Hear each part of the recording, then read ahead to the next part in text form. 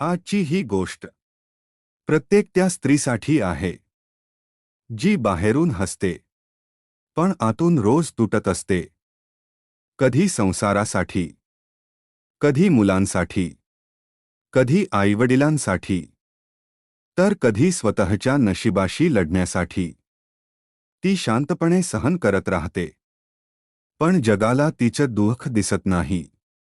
कारण स्त्रीला लहानपणापासून शिकवलं जातं, सहन कर, शांत राह, आणि ती करत राहते.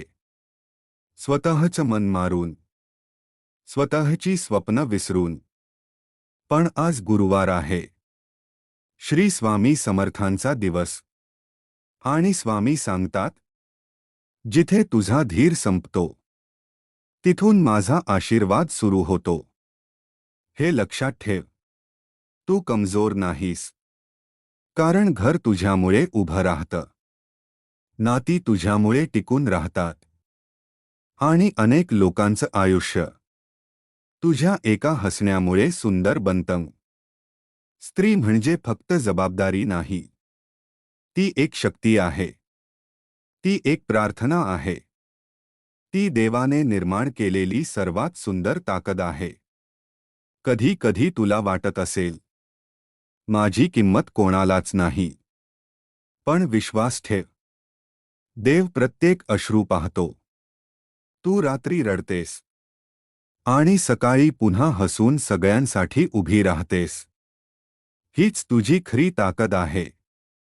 जग तुला कमी समजेल, तुला तोडण्याचा प्रयत्न करेल. पण स्वामी म्हणतात, जिच्या मनात श्रद्धा असते, तिला कोणीच हरवू शकत नाही. आज स्वतःला आरशात बघ आणि स्वतःलाच सांग, मी थकली असेन, पण हरलेली नाही.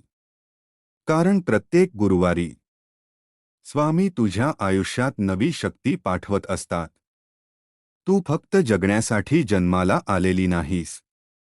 तू चमकण्यासाठी जन्माला आली आहेस. स्त्रीला कमी समजू नका, कारण तिच्या शांततेमध्येही एक प्रचंड वादळ लपलेलं असतं. स्वामी समर्थ.